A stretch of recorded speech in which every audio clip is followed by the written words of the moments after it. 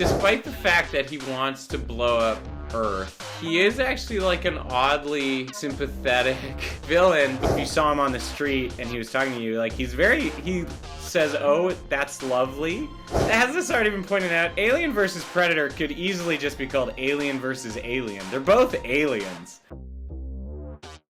Hello, everybody. Welcome in. Today on the episode, we have my friend, someone I know from my McGill days. A quick note for the video podcasters.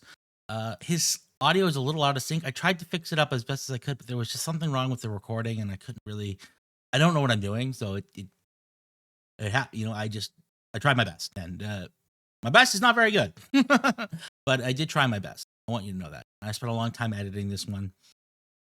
It's actually a really cool effect. If you watch the whole video and fast forward, you can watch the sunset in his window, and it's really cool, actually. As I was kind of skimming through the timeline when I was editing it, I'm like, oh, that's kind of cool. What else? Marvin the Martian, good episode. It was very fun. It was a little more lighter than last week's episode. I think last week's episode got a little more emotional than, not emotional. It wasn't emotional, but it was like, it was more personal, I think. And this was a little more superficial, but that's fine. It's fine. I learned a lot over the last week over how to make shorts and how to how to hook people better, I think is the right thing.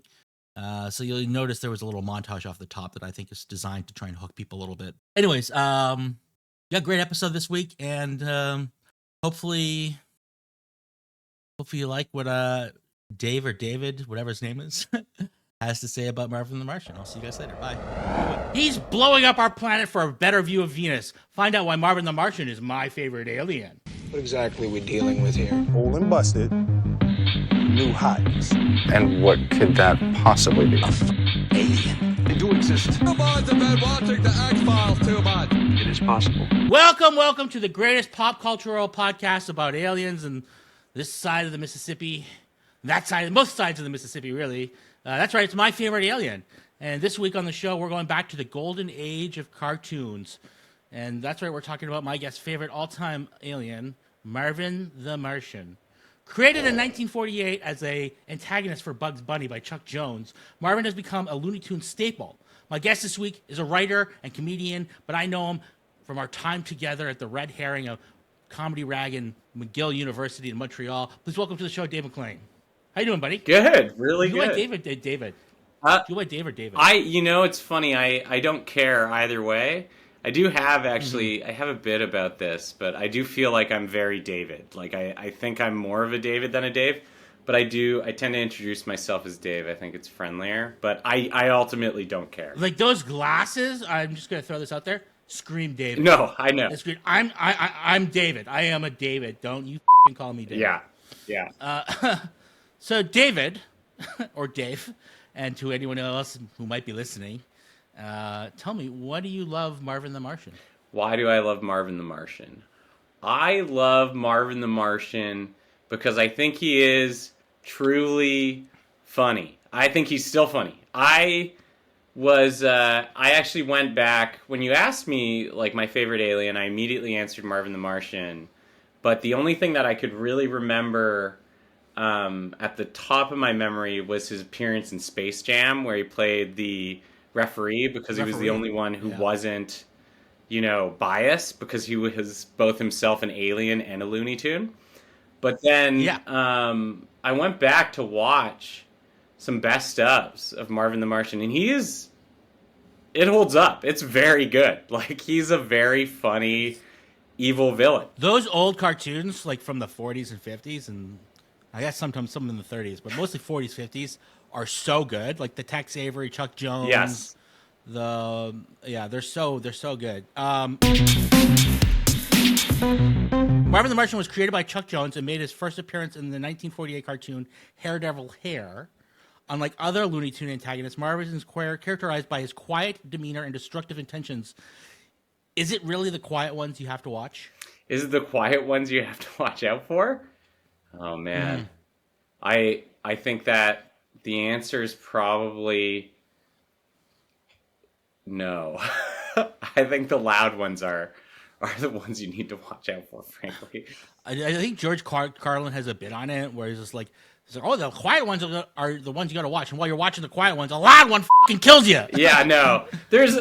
Don't get me wrong. There are quiet people doing quiet things nefariously, and you got to watch out for them. But when I'm just walking down the street, it's the loud people I'm worried about, man. Like those are the ones that really get to me right away, where I'm like, okay, I got to be careful. And also, I find usually the loud, like when people are hitting a breaking point, they start getting pretty loud, you know? And most silent people, I think they're just kind of either sad or they're just kind of happy being alone, you know, or being quiet, like, which is fine. There are people that stew in silence though, and they get really mad, and they're very quiet. Yeah, I'm not really friends with those people, you know? I actually probably fall into that category of person. Like, I don't think that people would think of me as someone who really ever gets angry or, like, is particularly emotive, but when I'm sad or angry, but I stew. I can stew, for sure. Like, I can get a real silent stew going. Like, 100%. That's awesome. Yeah, I tend to go, ah! I make noises. I don't really, like, articulate my feelings particularly well when I get angry. I make a lot of, like, guttural sounds. And then I, like, sort of to myself, really. Yeah. Until someone be like, are you okay? Like, do you have, like, GI issues or something? Yeah. So, like I said, it was created by Charles M. Jones, who would later go by Chuck Jones. What psychosexual awakening did he have to go from Charles to Chuck, do you think? Charles to Chuck is that's an extreme one. Like, you know, talking Dave to David, really, like, it's an easy move. Charles to Chuck is like a completely new identity. Like, that's like borderline insane. Like, well, Charles and Chuck aren't the same person. Like, Charles is someone whose parents had, like, a lot of ambition for him, and it all fell apart, and he became Chuck along the way. Like, that's what happened. Yeah, he couldn't deal with the pressure, so he's like, "F it, I'm Chuck now." Yeah, if a Chuck stays out of prison, he's done well. If a Charles doesn't become a doctor, it's a problem, right? So, for sure. That's the difference there. The doctor. I don't know it, but it's such a snooty, like, Charles, come here, Charles. Yeah, it's like, who would name their dog Charles? That's so unfortunate. But I guess that's Charles Grodin. I would name the dog after Charles Grodin. Yeah, that's a great Charles. I think of Charles. I think it's probably been completely co-opted by Prince Charles, right? Like, that's probably who we think of when we think of Charles, and that's why we probably dislike the idea of a Charles, you know? Yeah, because he's a little bitch. Marvin's design includes a Roman soldier's helmet and skirt with a lack of mouth, emphasizing his body language as a means to convey emotion. This unique appearance has made him an iconic figure in animation. Dave, tell me, what is the secret to broad physical comedy? The secret to broad physical comedy? Yeah. Oh, I don't know. I think you're talking to the wrong person.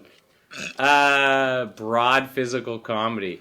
Isn't it innate? Like, isn't it innate? Like, when you see someone like Jim Carrey, let's say Jim Carrey to me would be an example of broad physical comedy, right? And maybe the other one who comes to mind immediately is like Kramer, like the character of Kramer. That's like broad physical comedy, right? Chevy Chase, 100%, probably, yes, agreed. And I think for them, there's like an innate skill. It's almost like a weird athleticism, right? To be able to do that kind of thing.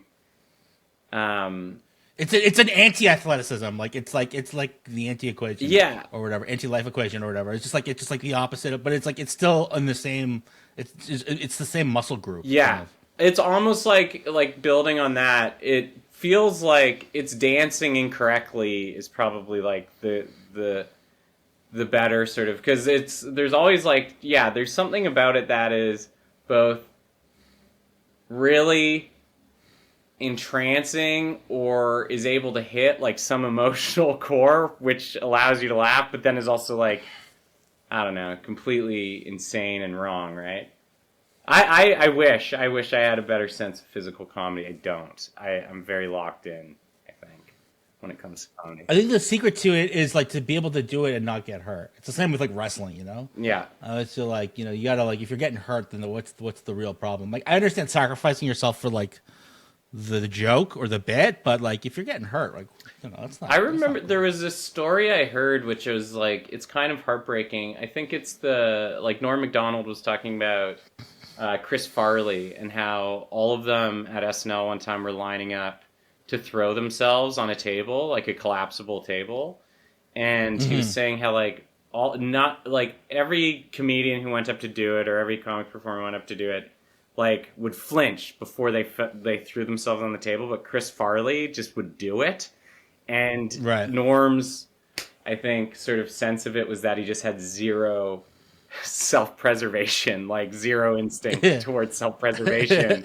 And so he's just like willing to do it, which is, you know, yeah, no, I think you're right. I think there's a willingness to just sort of put yourself out there that maybe you need to want something really badly in physical comedy.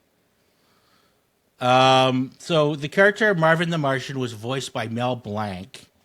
Although his voice actually, do you know his voice is different in his first appearance? I'm going to blow up the Earth. The Earth? Oh, the Earth will be gone in just a few seconds. If you watch Haredevil Hair and then you watch his other appearance like Duck Dodgers, like he has a different voice in that first short. Are you a big fan of Mel Blanc? Mel Blanc, I mean, about? The man of 1,000 yeah, voices? I would say I am, if only because when you watch the later versions of Looney Tunes that have come out and you realize how many voices Mel Blanc was doing, and then sort of the imitation of Mel Blanc voices that don't quite hit the mark, you know? Like when you watch Space Jam, it's very apparent it's the wrong voice for like Bugs Bunny. I think it's like, it's not like Kermit the Frog where it's like Jim Henson's son or something, but, and then I remember hearing something where they had to, like, Mel Blanc had such a roster of voices that in order to fill all the voices that he would normally do, they have to have like a set of like 6 voice actors doing what was just Mel Blanc. And then there's also that incredible, do you know the story about Mel Blanc, the coma story? No. I don't think so. I think it was covered. I heard it on I think Radiolab or something, but it's this. So Mel Blanc was driving in his car, gets in a car accident, goes into a coma, and he's in the coma for a period of time. I don't know, let's say a couple weeks, and no one can talk to him. He's non-verbal, and then I think it was a doctor or someone said, like, "Hey, Bugs, how's it going?" And he said, "What's up, Doc?" in Bugs Bunny's voice. Like, it reached the echo chamber of his brain and, like, brought him out of the coma. I swear I heard that is true. I think that's true. So there is, like, an incredible sort of, like, obviously these characters were, like, so deeply embedded in his brain. I don't know him as a person, though. It's difficult to say. Maybe, I don't want to say too much, because for all I know, Mel Blanc was, like, a Nazi sympathizer in the 1930s or something, but, like, I don't think that's the case. But no, I would say I'm a fan of his work, certainly. Yep. Okay, that's true. That Mel Blanc story is correct. I had to. Oh, is it? It's a true story for sure. Yeah, that's awesome. Marvin is known for his advanced technology, including and I'm going to read this so I get it correct, the Illudium Q36 explosive space modulator. Space modulator. The Illudium Q36 explosive space modulator, which he often plans to destroy the Earth. What makes for convincing made-up technology? Is it realism? Is it inventiveness? Like, what do you think is like the secret to like the juice? Man, I think effective made-up technology, I think, requires a bunch of words that are long, semi-scientific sounding, or failing that, just an acronym. You know what I mean? Right. And with long scientific sounding yes in it. And Looney Tunes does it so well because they usually, and I'm amazed it's not in front of the space modulator, that like usually it would say Acme, blah, blah, Yeah. blah, blah, space modulator, you know? So. Yeah. Marvin is often accompanied by K9, his dog, who assists him on his missions. Is dog really man's best friend? Yes, I think so. Okay. I think 100%. But where does that leave cats? Cats? I don't think cats are... I think cats and humans have like a very weak detente that we've agreed that they're allowed to live with us and they'll allow us to pet them every once in a while, but I don't think that there's like a strong...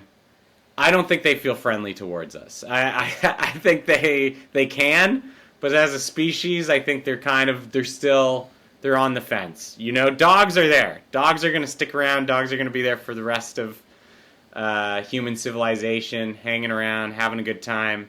Cats might go off. They might do their own thing. If there was a more intelligent ape enters the picture, the cats are gone, man. There's no loyalty there. Yeah. That's so funny. I mean, cats are often attributed to like sensing death and stuff like that, and I think that to me just tells me that they just don't give like they're just like, yeah. I know you're dying. I don't really. Yeah, no. They have like. I feel like they're getting off on it when they do that. When they go to like someone dying, like I'm gonna watch you die, motherfucker. Like. Yeah, well, they're also like they're not. You like. I think you're not supposed to have like a cat around like a baby too, because they want to sit on a baby's face because of how warm their breath is. Like there's a reason they were considered like witches, you know, for a very long time, and they're associated with bad luck. I've had cats. I like cats. Like I don't want to offend. I got a cat right there. Yeah, but I just don't. I don't trust them at all. Like I just don't. I don't trust a cat. Nor. Yeah. I don't think they'd be offended by that either. I think they like that. Humans don't trust them 100%. Yeah. I mean, yeah. Trust comes hard for me anyway, so it's hard for me to be like I have a dog and like that was kind of like easy, but like the cat I've had for almost 15 or 16 years and like I don't like connect with it the way I do with my dog, who's like instantly like laughing all the time and like jumping for joy, and like the cat's just kind of like looking at me like I'm a golem. Do your cat and dog get along?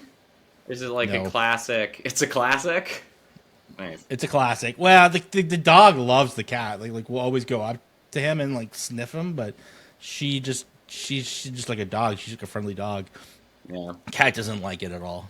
Cat like will paw at him, paw at her. I can't get my pronouns right for my own animals. So Marvin frequently faces off against Bugs Bunny. Who do you think's winning in an academic decathlon from Billy Madison? Marvin or Bugs? Or who? Bugs? Bugs, yeah. Bugs Bunny. You know what's funny is they both really fit the respective characters in Billy Madison, right? Like Bugs Bunny is clearly Billy Madison, and Marvin the Martian is clearly, I forget the name of the guy, but the wormy business executive. Is it Eric? Who's Eric? There's Eric and Carl. Carl is the Triscuit eating guy who's good, and eventually he's the good becomes guy, Carl. President of the company. Yeah. But it must be Eric. Maybe it's Eric. I don't know. Yeah.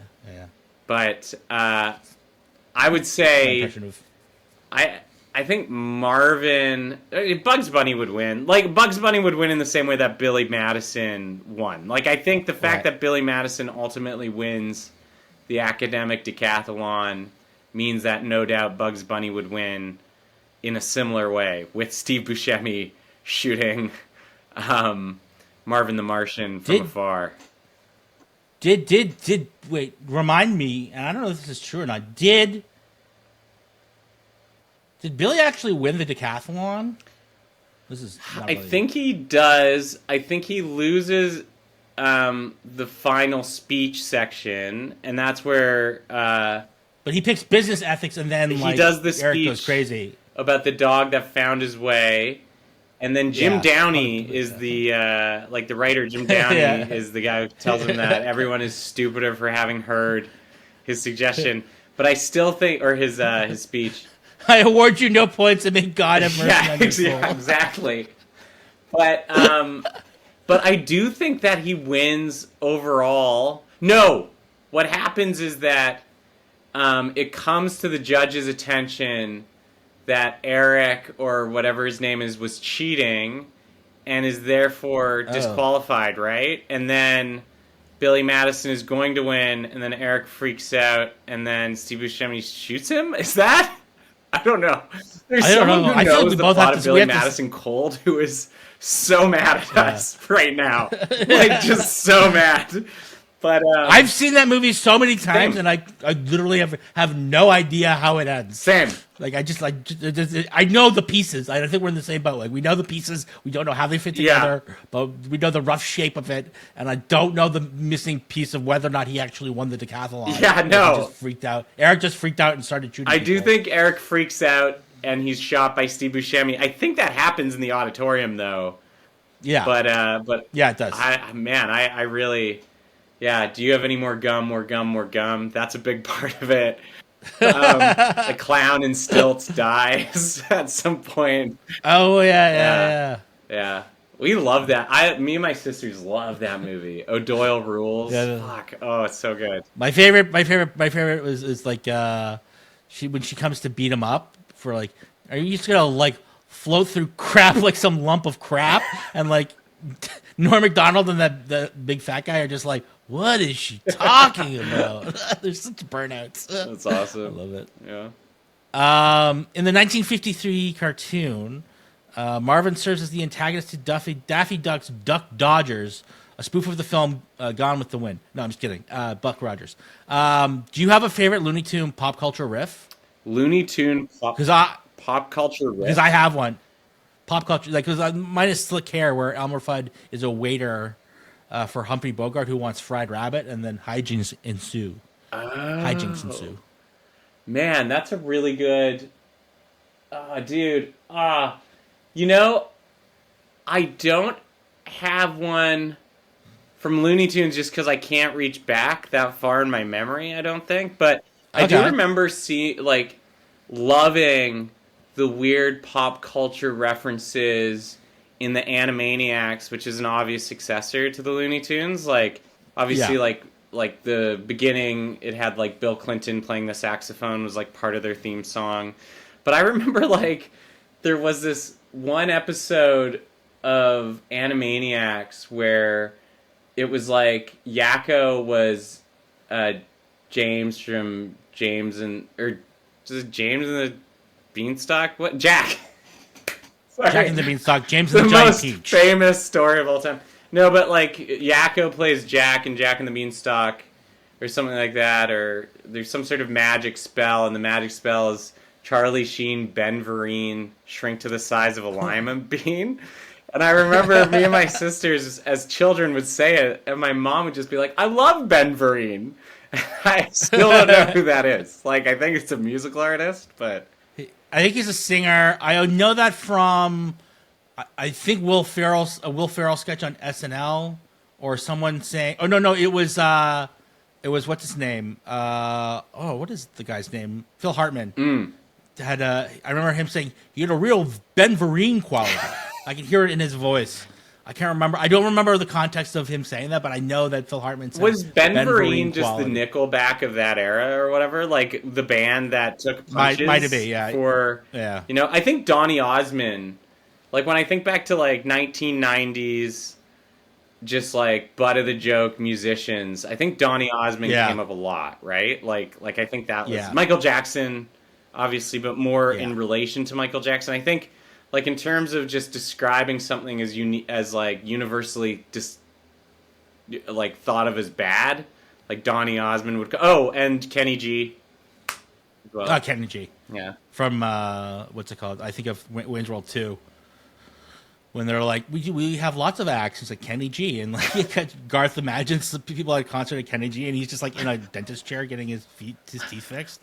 Wayne's World is so good. Firefield. I need to rewatch that. Actually, it's so good. I just rewatched the second one. I have a softer spot in my heart for the second film than I do the first, but I think both are really funny. So I actually agree with that. I think you're right. I think Wayne's World 2 is the superior Wayne's World. Yeah. Wayne Stock. So Marvin's motivation for blowing up the Earth is usually like he wants a better view of Venus. Mm-hmm. Is there such a thing as like a wrong motivation for global destruction? Is there a wrong motivation for global destruction? Yeah. I think most of them are. I think all of them would be wrong, right? Okay. But if what would be your reason for blowing up the Earth? What would be a good reason for blowing up the Earth? Yeah, yours. Oh man! If you were gonna blow, if you could blow up the Earth for any reason whatsoever, why would you blow up the Earth? Done using it, I guess. Like it's just we're done. We've moved on as a society. Yeah. I'll let other people use it after I go, I guess. But if we're all done and there's a new place to go, we can get rid of it. I don't have any sentimentality, I guess. Yeah. Does that goal, blowing up the Earth, make him more alien or more human? Whoa. More alien, I think more. I think more alien, but I feel like there's a case to be made for more human. I think that's a very deep statement. I mean, there is a certain type of human who definitely just wants to watch the world burn, and we're living in the era of it. It would seem so. There's a lot of Marvin the Martian. They just elected a president in the United States. Yeah, Marvin the Martian is interesting as a villain too because he's so non-threatening, but he is clearly when you think of the villains that Bugs Bunny usually faces off against, right? You have Yosemite Sam, who's just like a crazy cowboy. He can only immediately kill the people within his immediate vicinity with his little pistols. Same with Elmer Fudd. Truly is not even a villain unless you anthropomorphize a rabbit. Like he's just a hunter trying to find food for his family, I would imagine. And then, but then you have Marvin the Martian, who's definitely less threatening than Yosemite Sam. Like, surely, if you saw him on the street and he was talking to you, like, he says, "Oh, that's lovely," like, a lot. Like, he's really kind. But his ability to destroy is so huge. It's, he can take out the entire Earth. And so maybe your initial question, is it the quiet ones we should worry about? In the world of Looney Tunes, the answer might be yes. Wow. Yeah. You just pull that out of your butt? That's pretty profound. We just got there. I think we got there. Yeah, I think it was just organically. Yeah. Took us a while. It took us 26 minutes. Almost 27 minutes. The character went without an official moniker throughout the Golden Age until he was eventually named Marvin. What do you do when you can't remember somebody's name? When I don't, man, it happens. Because my dad called everyone Squire, regardless if they were a waiter or their son. Squire? Everybody. Squire. Hey, Squire. Thanks, Squire. Thanks for that, Squire. That's not bad. I think I've heard of people doing Chief. Like, hey, Chief, how's it going, Chief? Like something like that. Yeah, it's like a nickname. Yeah, I think indigenous people don't like you when you... Yes. I suppose that's the case now. But, yeah. But, same thing applies, which would be buddy. Buddy is one. But I honestly, I avoid it until confronted by it. I'm very, very, very, very bad with names. Like, very bad. Like, I remember actually one time at where we met, at McGill, I did a seminar class, and there were only like 8 of us in the class. And it was one of those ones where it was like 2 hours, 3 times a week or something. You just talked like the whole time. And I remember this girl came up to me before class one time and she's like, "Hey, like, I'm not going to be in class. Like, can you tell the class I'm going to be late, the professor I'm going to be late?" And I was like, "Yeah, sure." So I went and I was like, "Oh, guys, like, Jasmine's going to be late today." And they're like, "Who is Jasmine?" And I was like, "Oh, Jasmine, Jasmine." And it'd been like months of just hanging out with these people. And they were like, "That girl's name is Laura." And then they said, "What are our names?" And then they made me go around the class and guess all of their names. And I knew None of them, except for one guy whose name was named. Like, I remembered his name was named. And I was like, okay, I know that guy. But everyone else, and it was so embarrassing. It was brutal. But I try to get better. I can't do it. I can't remember the names of people I meet. It's really bad. I remember faces, so I don't have face blindness. I just don't remember people's names. I was at a party recently, and they're like, Hayden! And I was like, I had no memory of this person at all. Yeah. And I was like, how do I know you? And I was like trying to piece it together, like on the fly, and trying to be careful, and was like, yeah. So how you been? Where? And trying to like, what are the ways that I can like wean out? Like, oh, come over here, Ben. I need you to introduce you. And no, they know each other. Okay, that doesn't work either. You don't actually have to say their name. Like most people that you interact with, you don't actually ever have to say their name that much. Is what I've discovered. Comes up very recently. It only comes up really when you want to introduce someone or when you want to put them into your phone. Yeah, that's right. Yeah. Which is why I just don't introduce people. I just I go and get a drink when someone comes up. That's why I don't have a phone. Yeah, I say, oh, I gotta go. Yeah, don't have a phone. It's fine. Yeah. Marvin's actions, they often blur between right and wrong. They're usually pretty wrong. Have you ever sympathized with Martin despite his villainous plans? I actually think he's, like, despite the fact that he wants to blow up Earth, he is actually, like, an oddly sympathetic villain because he does seem like a really sweet guy. And he seems like he's maybe... He enjoys the little things about life that are nice. Like, just saying, isn't that lovely, is a wonderful thing to say. And he's such a soft-spoken... And he truly... I don't think he knows what he's doing necessarily. He seems to be misguided. But I think if he really thought of... I mean, the fact that he... In Space Jam, at that point, obviously he's come to live and love the Looney Tunes, and I think in the Looney Tunes, the Tiny Toons series, his son goes to school with the other Looney Tunes, and so he's clearly I think it's his daughter. Found himself. Yes, okay. He has a daughter? I did not know that. Maybe it's a son. Maybe it is a son. I remember watching a video like the history of Marvin the Martian, and then I thought it was a daughter. It could be a daughter. I don't know. I thought it was Marsha the Martian. Oh, that makes a lot of sense. I think you might be right. Yeah, it's a daughter. I'm smart. Do we ever meet Marvin's wife? Are Martians like asexual, like, or able to reproduce like on their own? Well, they clearly have to, but they're old. Like, they're like 2,000 years old. Like there was one. I don't have the factoid here, but there was one episode where he says he's been working on it for like 1,600 years or something, or 2,000 years. Oh, okay. So maybe his wife. Oh no, that was, you know what? I just got my wires crossed. That was yesterday's podcast that I recorded about Roger the alien from American Dad. Oh, okay. Okay, I gotta space these. Yeah. Have you like, how many of these have you done now? Like a few of them? I've done like, I think you're 7 or 8. Have you gone through the process of finding, like, is there an alien so far that you personally prefer?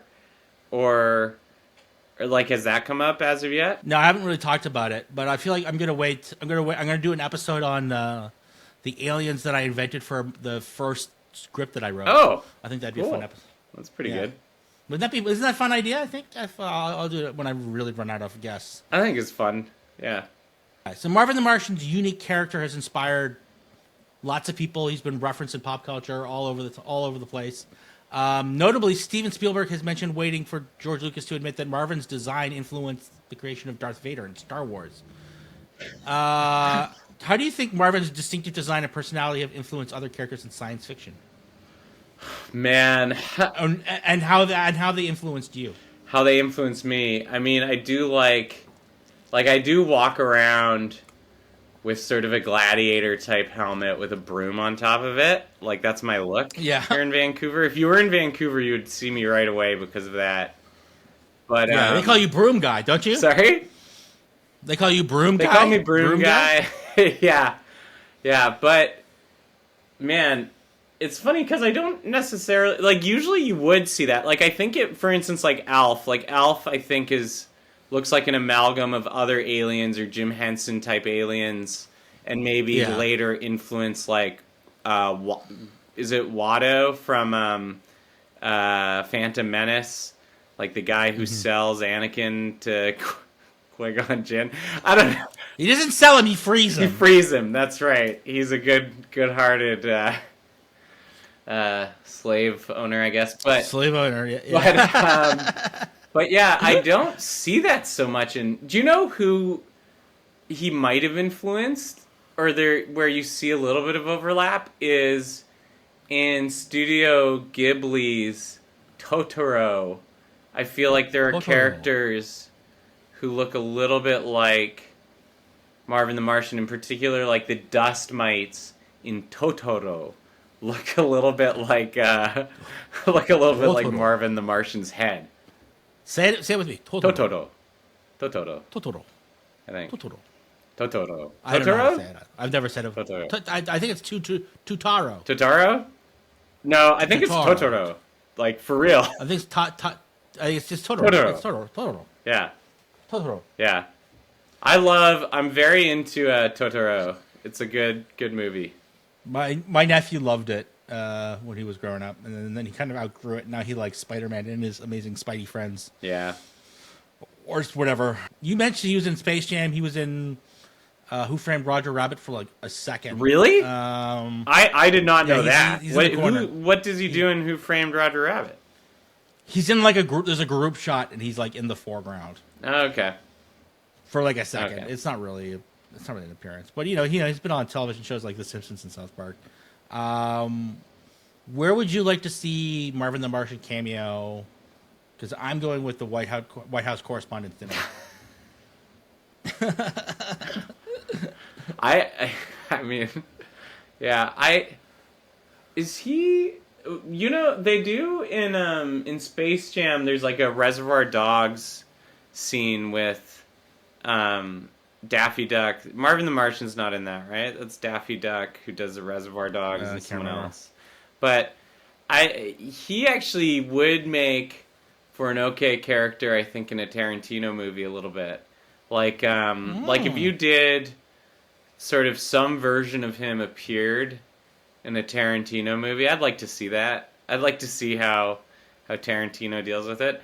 I also wouldn't mind if he crossed over into some other like cartoons, I guess. Like, he's very versatile. His comedy too, I think, is still relevant today to the point where you could fit him into, I don't know, an episode of Bob's Burgers as the character that he is, and it would still work, I think. Same with Archer. You could put, like, I'm trying to think of modern cartoons, and I'm picking ones up from like 10 years ago, I guess. But like, yeah, that's what I think that he can do it. I think Marvin the Martian is versatile. Futurama. I like to see him. That's even older. Sorry? Futurama. I thought you said Emma, like the movie with Gwyneth Paltrow from the 90s. The Jane Eyre Emma. I think she was in a movie called Emma in the 90s. That was like her first British accent. Isn't that Jane Eyre or whatever? I think so. Or maybe one of the Bronte sisters. I don't know who wrote it. I don't know, man. I know Marvin. But you know the Bronte. Martian. You know the Bronte sisters, so you know something. Yeah. You know that they exist. I know they exist too, but I know like one Bronte. I don't know about two Brontes.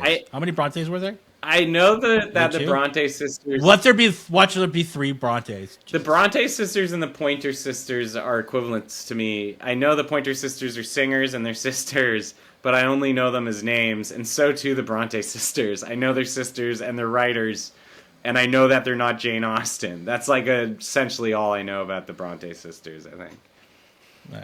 What do you think his legacy will be, Marvin's legacy? Marvin the Martian? Yeah. I mean, aren't we living in it right now? Like, I think that I think that who was it? The alien from American Dad is.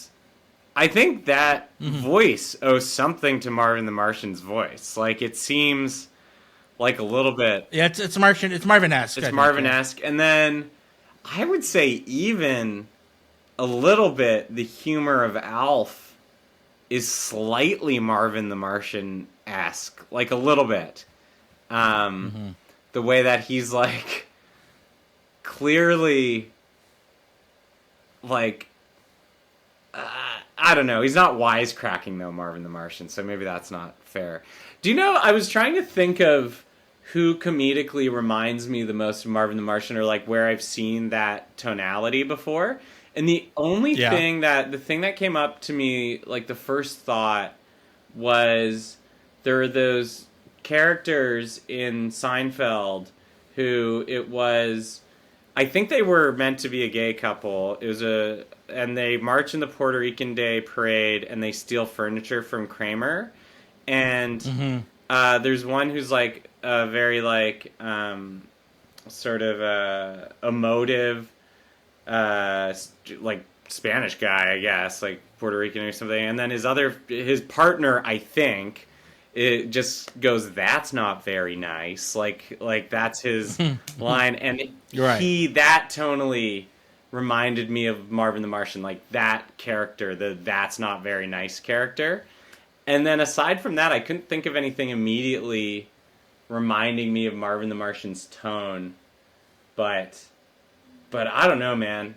We're living in it. We're living in the legacy of Marvin the Martian. We're living that good life, eh? That Marvin ushered in. Yeah. The good life. Yeah. That's what that show's about. Don't ask any follow-up questions. All right, it's time for fan theories. Okay. We only have one fan theory because you stole the other one. We'll go with the one you stole. You didn't steal it. You just made the same observation that Marvin the Martian plays the referee in Space Jam because he's both a toon and an alien, meaning he's neutral. Yeah. That's not really a theory. That's just like is that why they do it? Is that stated in the text? That's true. I think that's just 100% true. Like I don't think there's any conspiracy or fan theory there. That's just a fan guessing the intention of a writer correctly. You know, like it's like a fan being like, Steinbeck, I think, was trying to say that the Grapes of Wrath, the Depression was bleak. Like, it's like, that was the obvious goal of the writer. So I don't think that's a theory. I think that's just, you got it, guys. Way to go. It's just text. Okay. This one comes from Shrimp21 over on Reddit. Marvin the Martian is wearing a face mask to protect himself from Earth bacteria. That's why he doesn't have a mouth. Oh, really? Or nose. Oh, that's the theory. That's the theory. I don't think that's true. Because he's wearing a helmet. Yeah. I think, too, that there's actually a scene in, like, a flashback or something in Tiny Toons where Marvin the Martian takes his helmet off, and it turns out that the yellow part of the broom on top of his helmet is, in fact, his hair. And so I think that based on that, if we treat Tiny Toons as canon, and I'm sure there's a lot of people who probably would say Tiny Toons shouldn't be treated as canon for Looney Tunes. Like, but if we reach back to that, then I think that it's clear he's not wearing a mask. I think that's his head. That's his face. He just has no mouth. And how does he communicate? With his eyes, his beautiful eyes. That's true. It's he expresses his emotion. Yeah. With his eyes. His skin could be like some sort of weird porous material that sound escapes out of. I mean, just use your imagination, guys. I love that. All right, so we're gonna do some little quickies here.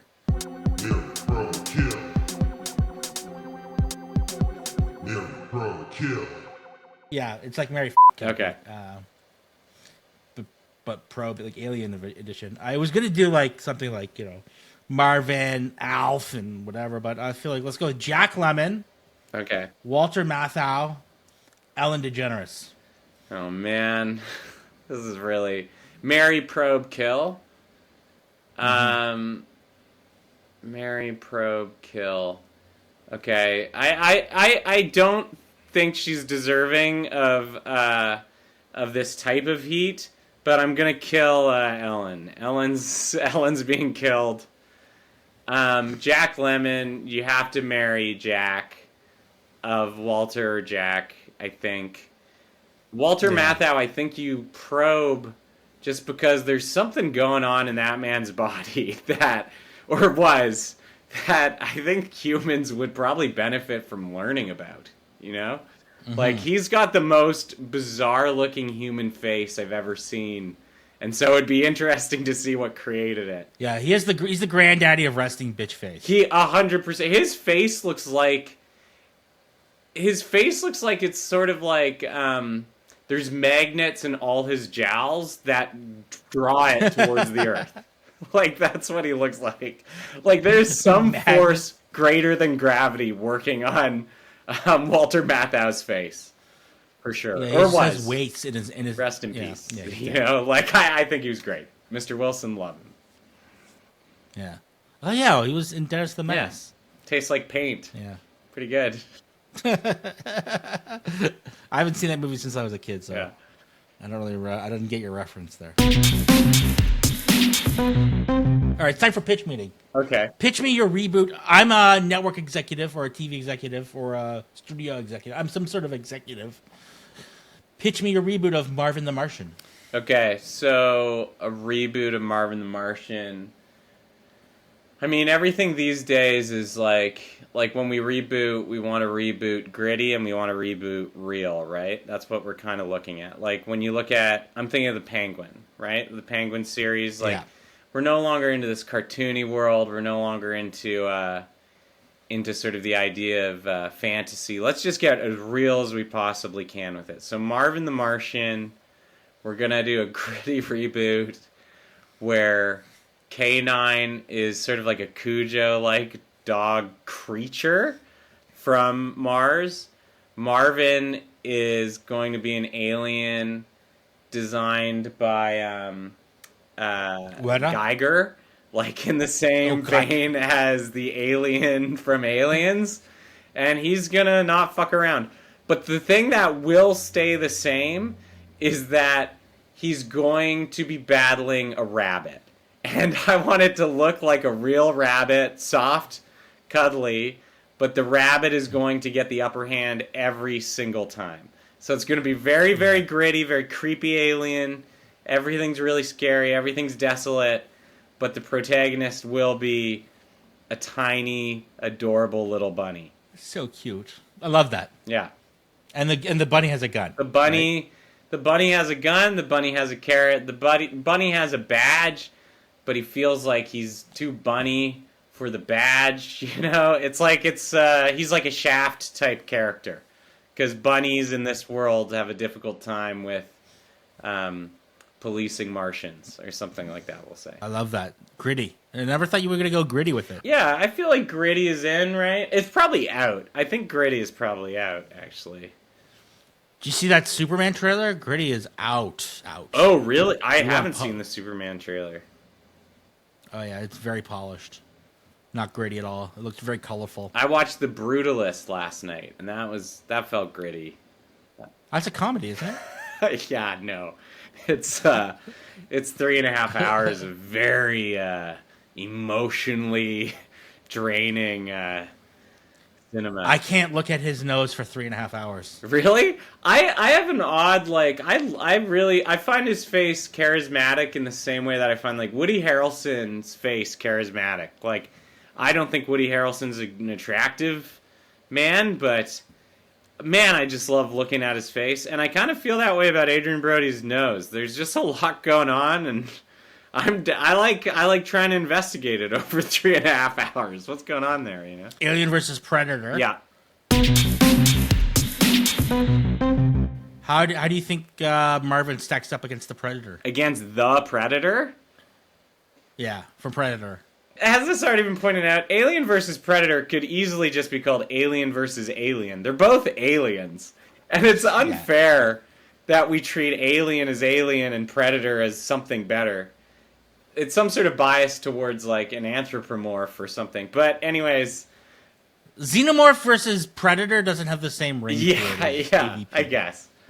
But no, I mean, Marvin's not going to win against the Predator. He doesn't have the killer instinct.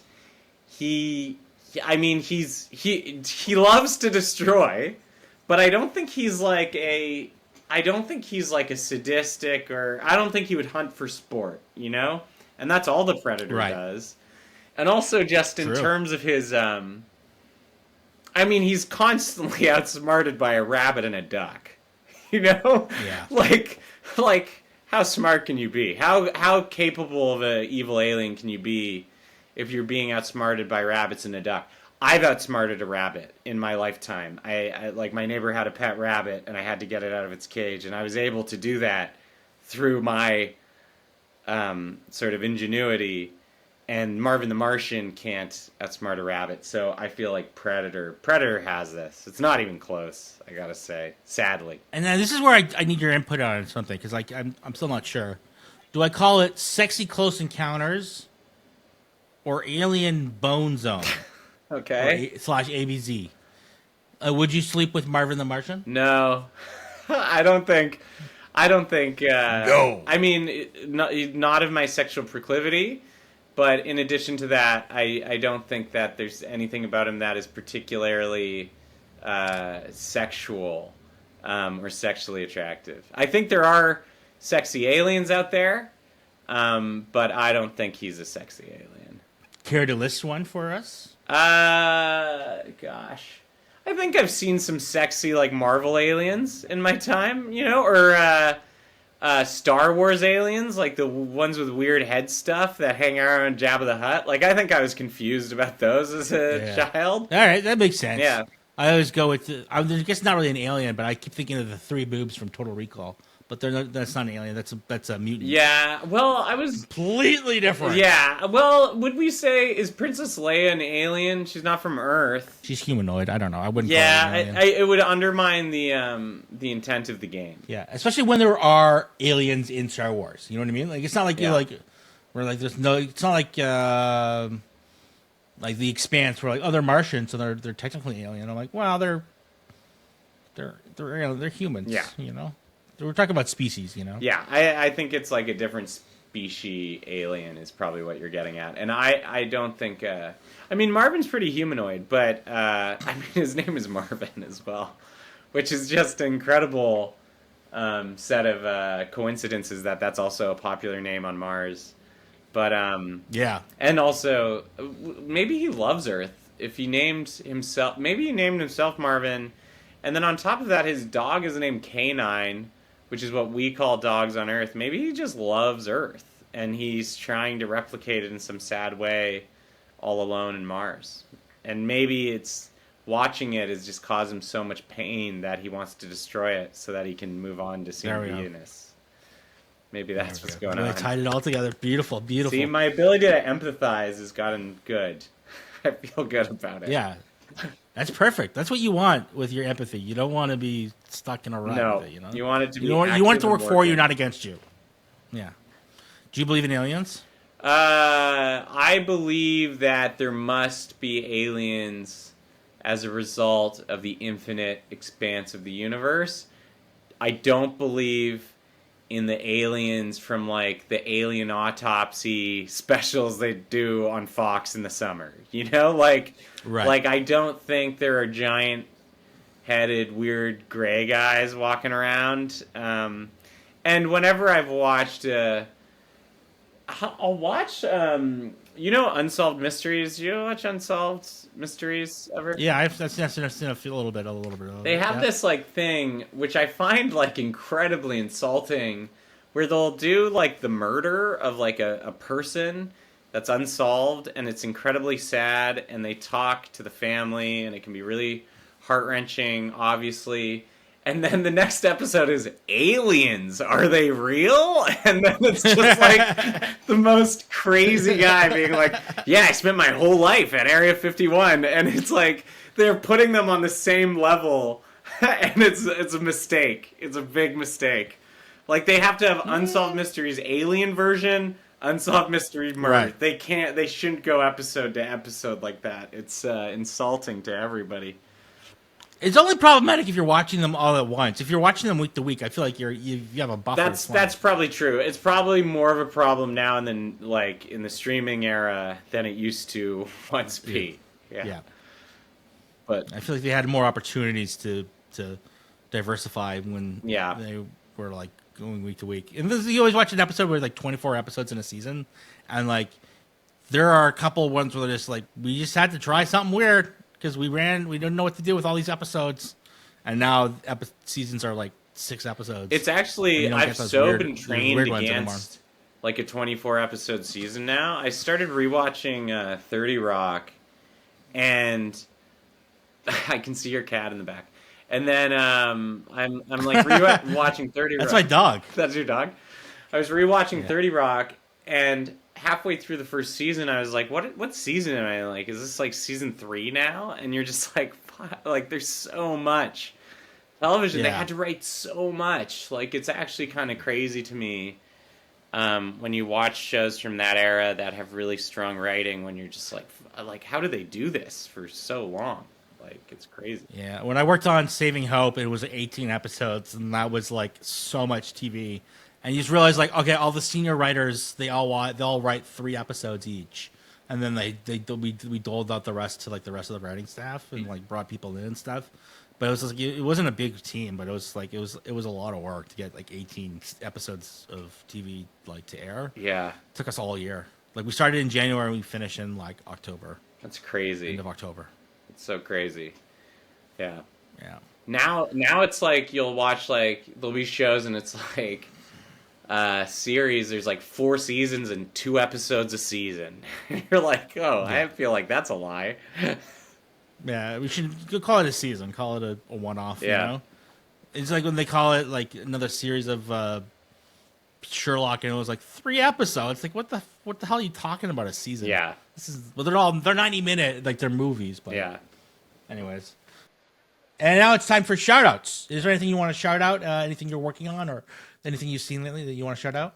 Yeah, so I've got a album recording in April. There's a few tickets left, pretty limited. I might open up some more. That's April 24th and 25th at Little Mountain Gallery in Vancouver. And then I'm going to be performing at the Just for Laughs Festival in Vancouver. I'll be opening for Erica Rhodes at the Biltmore, and then I'll be doing the Just for Laughs. I don't know what it is. It's some sort of showcase show. Don't know the name, but look out for my name, I guess, David MacLean. Marvin was a good guy. He just wanted a better view of Venus. Or, if he were written by Seth Rogen, Uranus. David, thank you so much for joining me on our little cartoon odyssey. I hope you have yourself a Merry, Merry Christmas. If you have feedback, concerns, or just a good fart joke, you can email me at myfavoritealienpod@gmail.com. You can also find us on social media at some variation of My Favorite Alien Pod. I haven't unified it all well, so we're out there. If you search, you'll find us. Anyways, keep searching, my lovelies. I love you all. Mwah.